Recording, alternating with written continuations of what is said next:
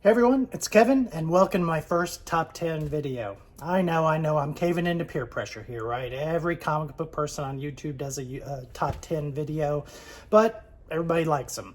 So why not give it a shot? But I'm hopeful that my top 10 lists in general, including this one, will be a little bit different. My collection's a little quirkier. I've got a lot of older books that maybe people don't see very much. So you're not going to see an ASM 300 here. You're not going to see a Secret Wars 8. You're not going to see a first Deadpool, any of that sort of stuff. But what I'm going to do today, my top 10 list is going to be the top 10 most valuable raw comics that I own. I did a previous video about slabbing and not slabbing, and I do have quite a few books that are not slab that are worth a reasonable amount of money. So we're going to get right into this list here in a moment. But let me give you a caveat first, all right? I don't worry about value of my collection too much. I mean, sure, it's nice. It's nice when you have expensive books, for insurance purposes, for inheritance. I've got a 16-year-old son. I have no plans on selling my my PC. I mean, I do sell books, but the books that I sell are usually accidental duplicates. We've all been there. Books that I've upgraded or series maybe that I've started on that I've decided I don't want to work on anymore, and so I decided to move it on. And all the money that I sell on my, all the money that I make on my shows, I put it right back into the hobby and buy things that are on my list. So it's nice to have decent books, but it's not the wear-all of my collection. Not selling the PC or anything like that. One other caveat is that the values the values of the books that I'm going to show you are based on CovrPrice, which is the app that I use on my phone to track my collection and keep track of values a little bit. And CovrPrice, for any of you who use it, is a bit wonky sometimes, particularly with my collection, because none of the books that I'm going to have here on my top 10 list are super common, and CovrPrice tends to be more accurate with the more books of that particular type sell. So for a Secret Wars number 8, for example, that you see all the time, it sells just about every week. There are multiple copies on eBay that sell every week. And so the data set, the size of the data is large enough that the grades can be, or the values can be a lot more accurate. With my stuff, when you look it up, there aren't a whole lot of sales records. There isn't a whole lot of information, and CovrPrice does base their values on what the last sale was. And so that can make it a little wonky sometimes. I mean, maybe a book sells for some weird astronomical amount that really doesn't fit in line with previous sales, or equally low. So this is just based on what my CovrPrice says. So none of my stuff's super common. These values might be a little skewed, and one weird sale can really mess up the entire algorithm of CovrPrice. So yeah, plainly there's just not enough numbers of a lot of these books to give you truly accurate values, but we're doing this for fun, right? So let's jump right into this list, and we will start with number 10.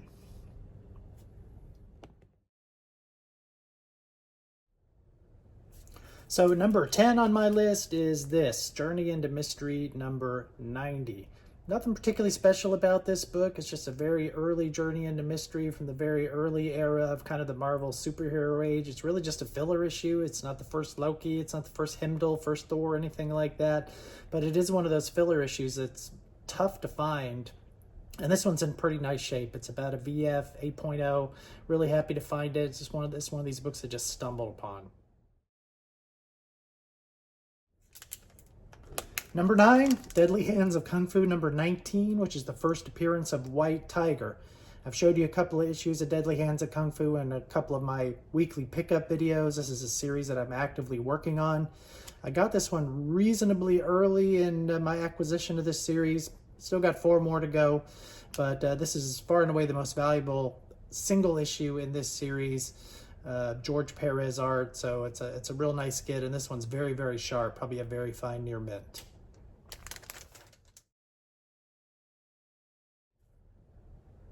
Number 8, Strangers in Paradise number 1, the first of the 3-issue miniseries from Antarctic Press, the first appearance of Kachu and Francine and a few of the other supporting characters from this series. Long-standing indie run. I was on this pretty early, but I had a second printing of number 1 for the longest time and finally managed to get a first printing couple of years ago, so I was really happy to add that to my collection. This is a pretty hard to find indie book with a pretty small print run.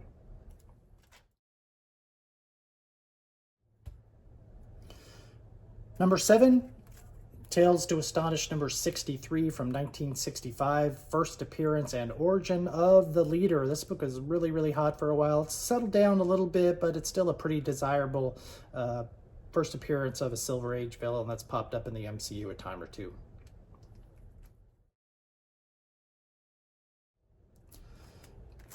Number 6 is Brave and the Bold, number 54, the first appearance of the Teen Titans with Robin, Kid Flash, and Aqualad. Wonder Girl pops in and joins the team a little later, followed by some of the other ones. I got this at Heroes Con this year. It was on my short list. I was very lucky to find it at a reasonable price. This is about a very fine condition, so I'm happy to add it to my collection. Number 5, and for those of you who follow me on Blue Sky or elsewhere, you know that I'm a big collector of Silver Age Westerns, particularly Marvel and Atlas Westerns. So number 5 on my list is Rawhide Kid number 17 from 1960, which is the relaunch, the rebranding of Rawhide Kid. The first 16 issues, he was kind of a standard blonde-haired Western hero that you saw in a lot of the books from that era.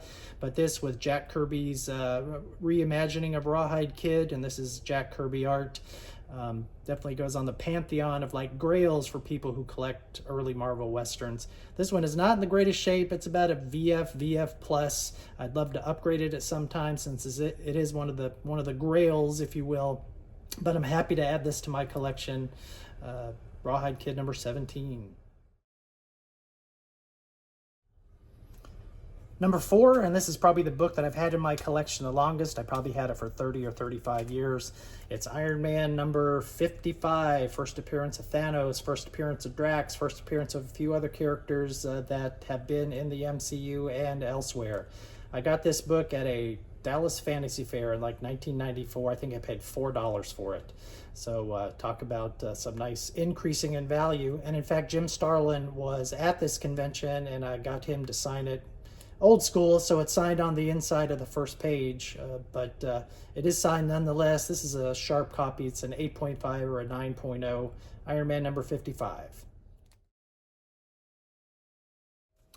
Number 3 on the list, and this is probably one that kind of applies to what I said earlier on this video about there not being a whole lot of sales, and one askew sale can really mess up the entire data set on CovrPrice, but it is Justice League of America number 12. This isn't necessarily a big key or anything like that. The distinguishing characteristic of it is that it's in really high grade. It's probably a 9.2 or thereabouts, and anybody who collects Silver Age know that Silver Age DC, particularly in higher grade, are a lot more scarce than their Marvel equivalents, and so finding a raw high grade JLA in the wild is something that I get excited about when I find one. So JLA number 12 is number 3. Down to the last 2 on the list, and number 2 is another Rawhide Kid. It's the only book that appears twice on this list. This is Rawhide Kid number 23.